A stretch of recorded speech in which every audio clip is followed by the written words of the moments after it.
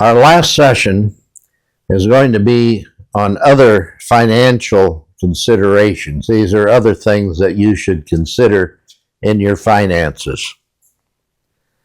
The first one is retirement. If you're going to be in ministry, you're going to find that you have to fund your own retirement account. There aren't pensions for preachers. In addition,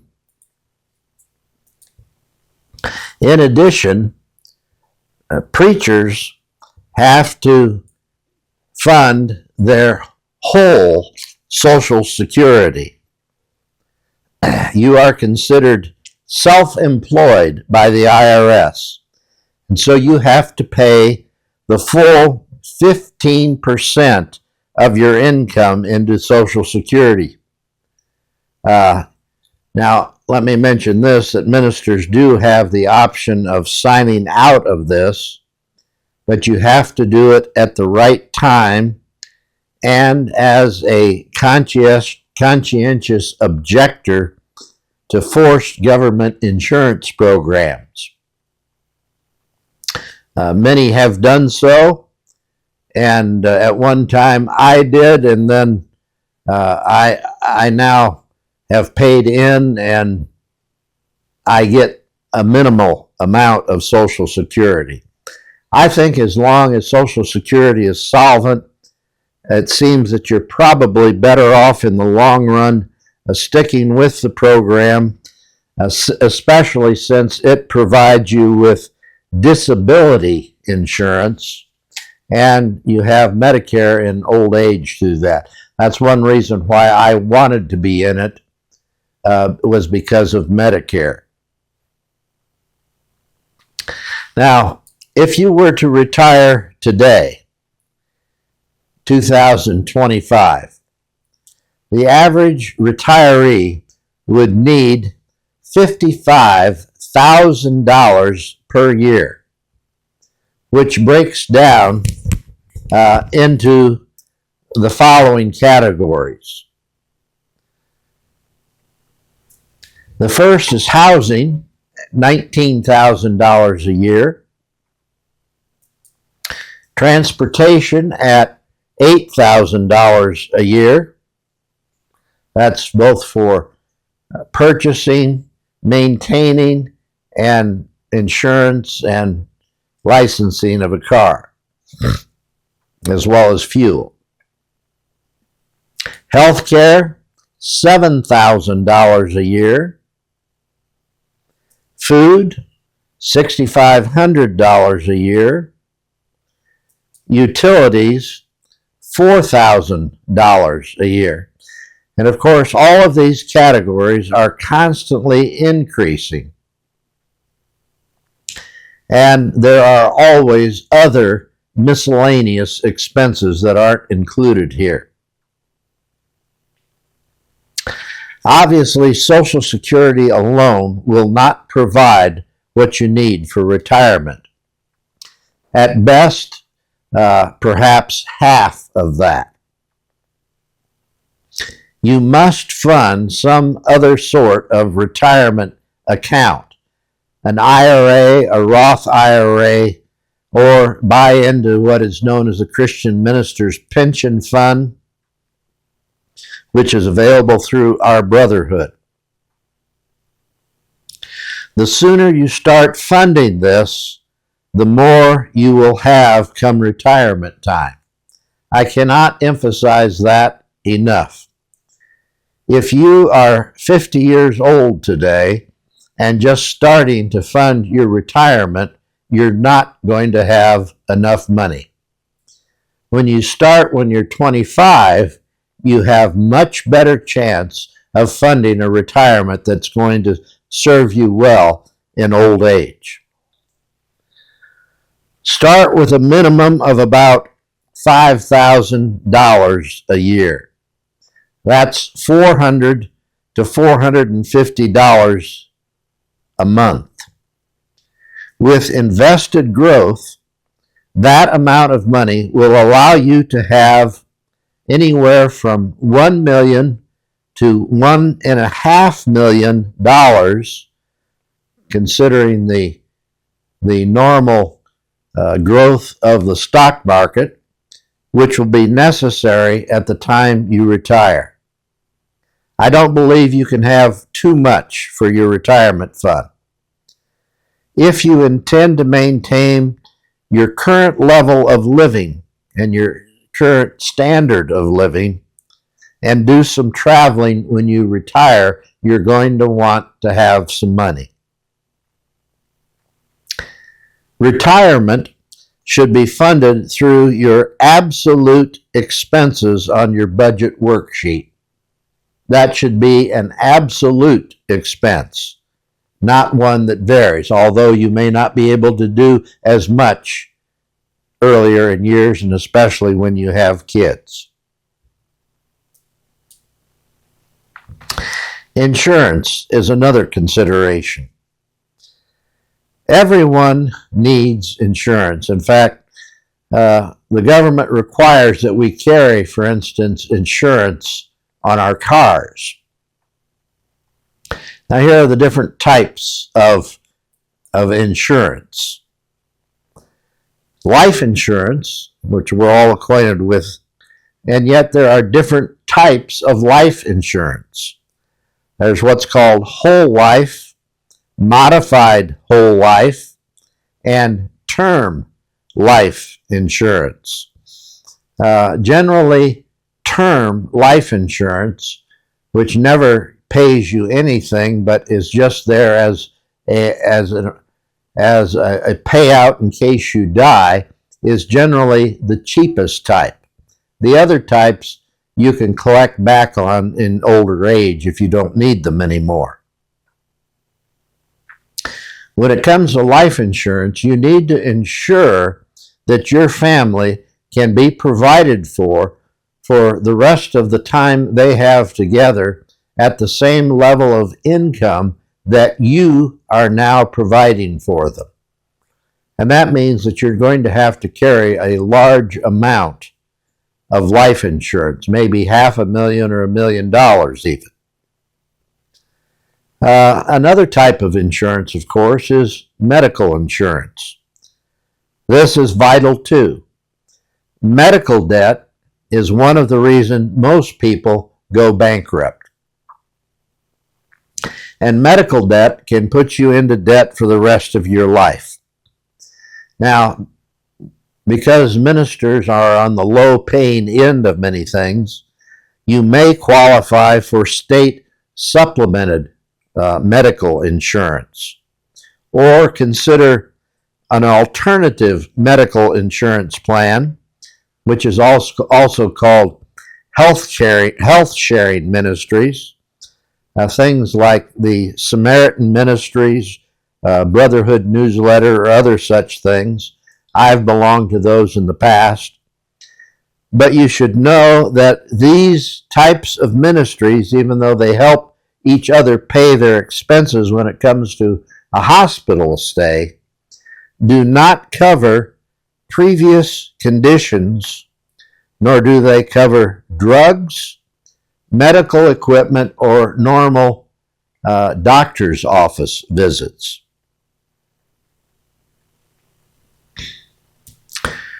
Home insurance or household insurance.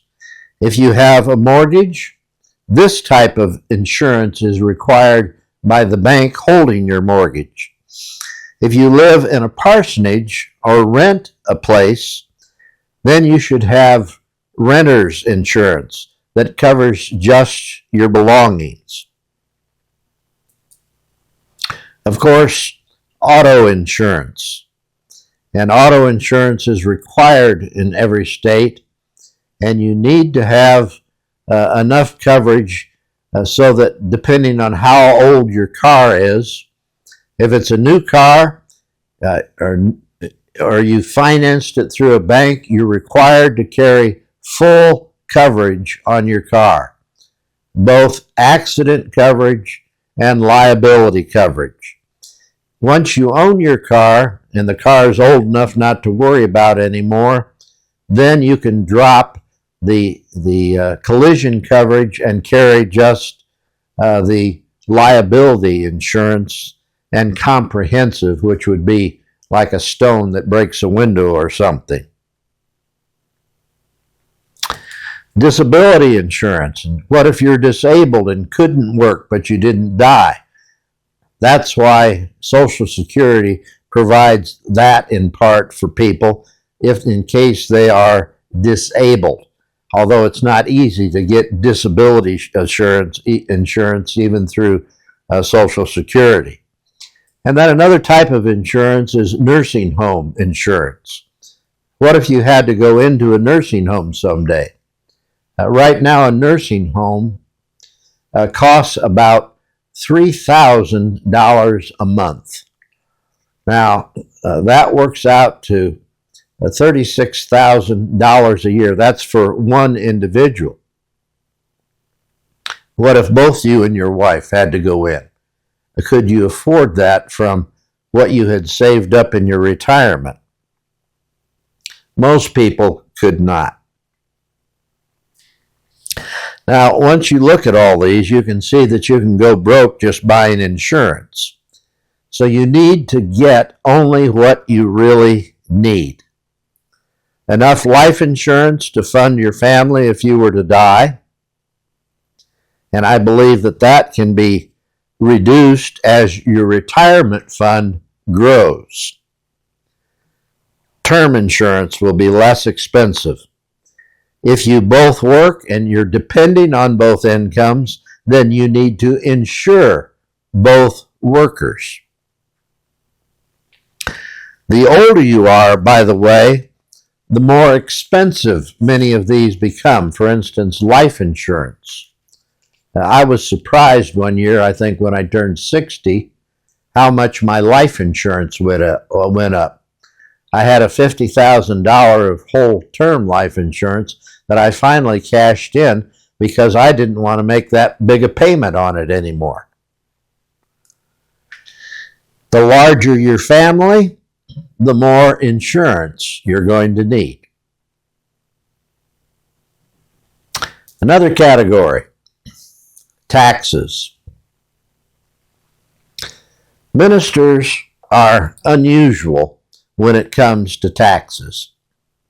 And very few tax people really know how to properly deal with ministers' taxes. This may require sending your taxes to someone who specializes in this type of thing. There's an outfit in Winona Lake, Indiana, or other places, I think, as well. I would suggest that you see some of these websites to look into this. It's called Church Shield, the Pastor's Wallet, and other such things. I don't have to agree with what they call them to agree that they have perhaps a good insight into what needs to be done for the minister. Ministers are considered self-employed for Social Security purposes. In other words, you pay the full 15% of your income, whereas in most of the business world, the employee only pays half of that expense. But you are considered employed for tax purposes. So your church has to submit a W-2 form for what they gave you as compensation during the year. Ministers must also pay out of pocket many benefits that other employees in the business world receive in addition to their pay. Things like medical insurance that are benefits, retirement, business expenses, other such things as that. And because of this, ministers are allowed to deduct many things that others are not allowed to deduct, provided that it is done properly. Let me give you an example of this. The biggest one is your housing allowance. Everything that you spend to provide a home is deductible as a minister if you designate your housing allowance before the beginning of the year through an official meeting of the church, the elders meeting or the board meeting. And it has been proven through the court system that you can designate up to 100% of your income as housing allowance. But you're only allowed to deduct what you can prove that you have used. So in this case, I think it's always good to overestimate. I used to have designated $25,000 or $30,000 a year as a housing allowance. And then what I didn't use was added back in on my tax form as other income under unused housing allowance. Secondly here, your mortgage payments, including the interest, are also deductible. Now, ministers take off this first of all, and then they can again deduct the interest on the mortgage payment later on under interest payments, which is a double deduction. Thirdly, your utilities. All your gas, electric, phone, internet, cable expenses of the home, these are all deductible under your housing allowance. Your furnishings, furniture, appliances, towels, rugs. We used to say if you don't eat it or wear it, it is deductible, basically. Your home improvements and repairs. Your household or homeowner's insurance, your lawn care. You buy a lawnmower for the house, that is deductible as a housing expense. You buy fertilizer or grass seed or flowers to decorate the outside, those things are deductible expenses. Now, business expenses. Business expenses are deductible only, again, if they are so designated before the year begins, and any unused business expenses must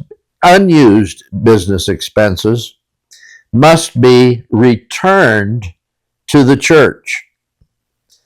So you must carefully designate business expenses or underestimate this.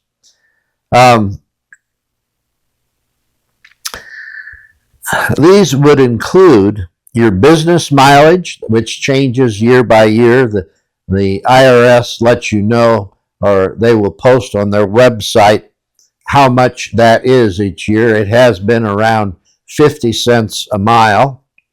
The books that you use in your library, personal computers that are used only for business purposes and the programs for those computers, your tax preparation fee, your entertainment of other people, business meals out of town, guests in your home. These are all deductible as business expenses. Now, it's possible to set up within your church a business account and just put money into that and have the church pay these things out of that account, but they will deduct that amount from your check each week and add to that account. So it's very important that you underestimate this. If you think you're going to spend $5,000 in business expenses, you might want to only designate $4, because if you don't spend $5, you're going to have to give back whatever you did not spend. For ministers, your car and your clothes are not deductible as business expenses because they are not used exclusively for that purpose. So just keep that in mind as well.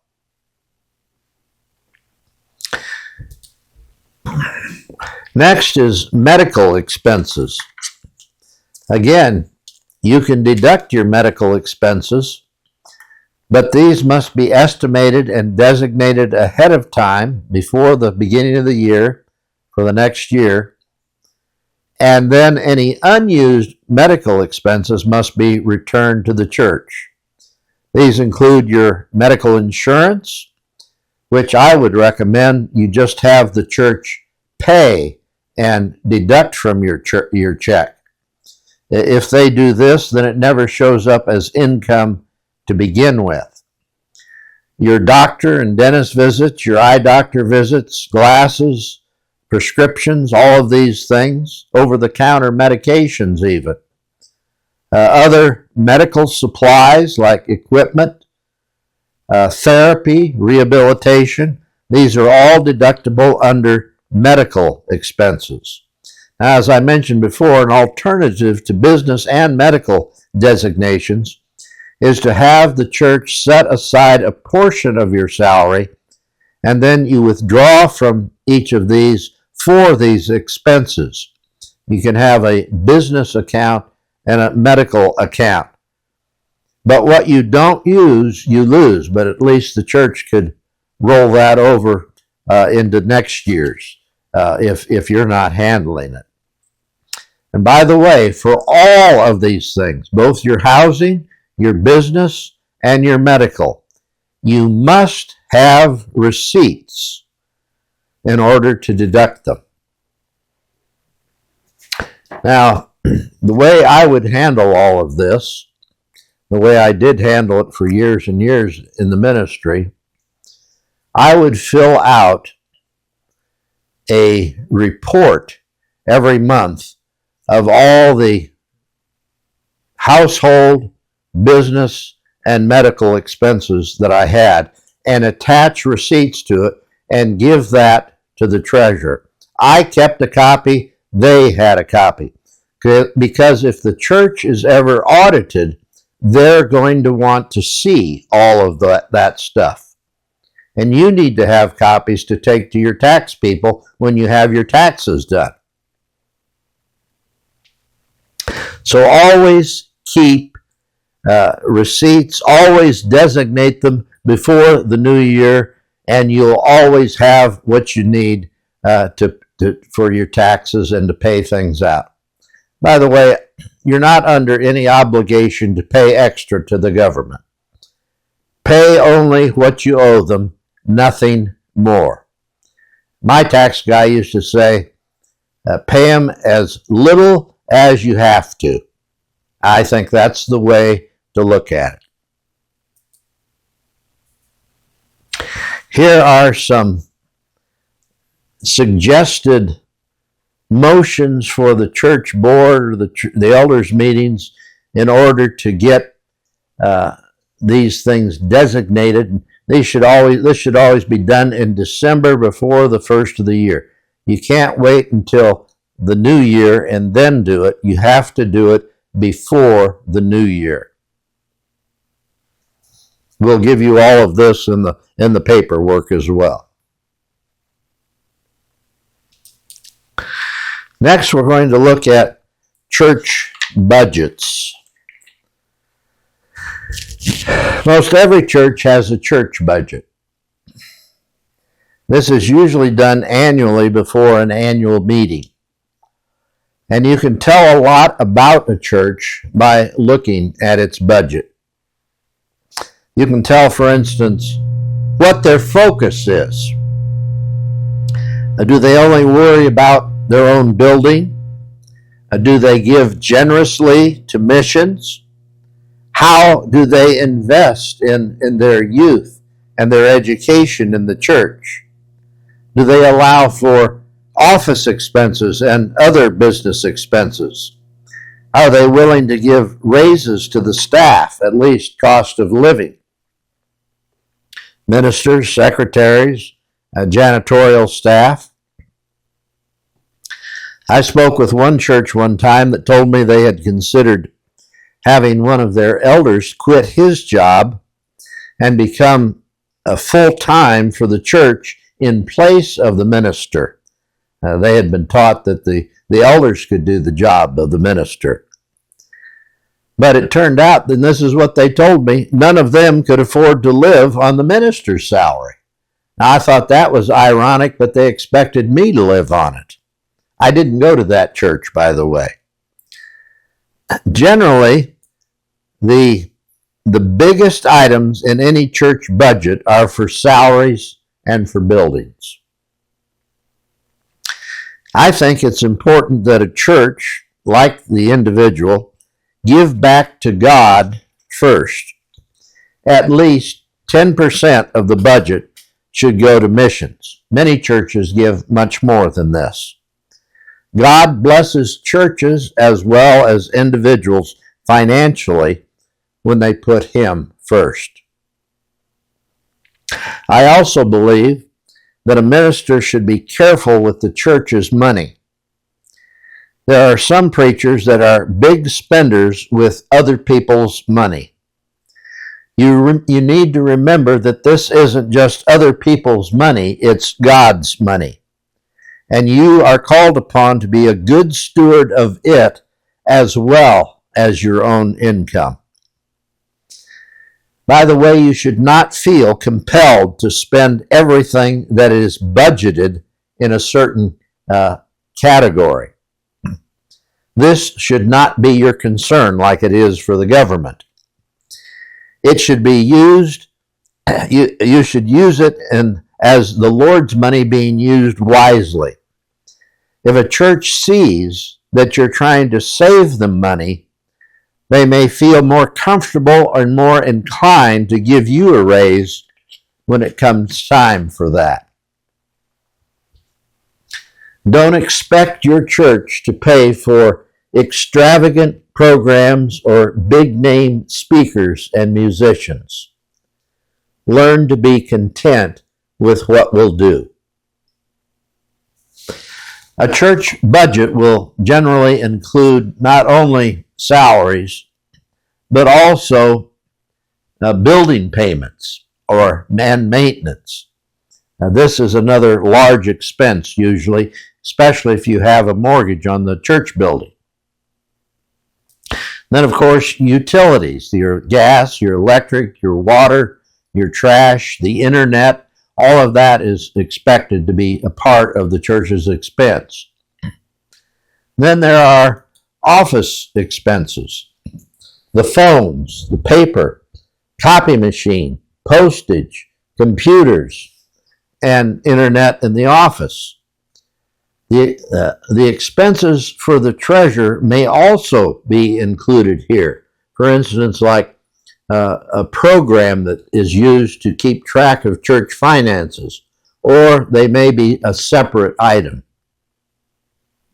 And then, of course, petty cash for buying stamps and taking care of certain things around the office. Educational expenses is another expense, things for material for Bible school and other classes in the church. Benevolence. You're going to always have to deal with benevolent needs, and the church needs to budget something for that expense. Youth programs, VBS, camp, especially if the church helps to supplement the kids that go to camp. Some churches even help with Bible college tuition and expenses such as that. Music or worship, tuning the piano, replacing instruments, sheet music for the choir, licensing registrations, sound systems, microphones, video capabilities and recording.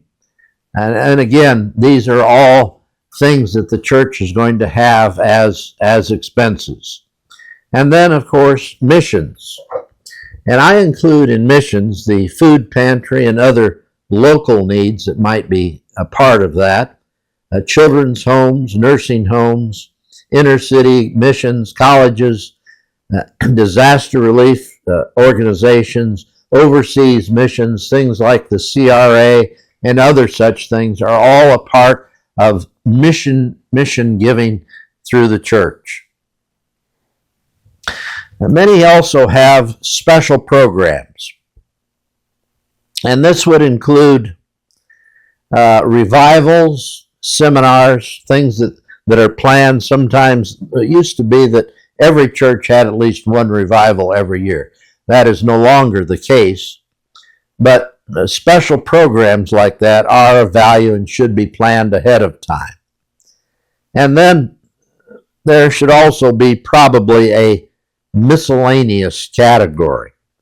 And I believe this is necessary for things that do not fit well elsewhere. Here's how I would sum this all up. God not only cares about what we give to Him, He also cares about what we keep and how we use it.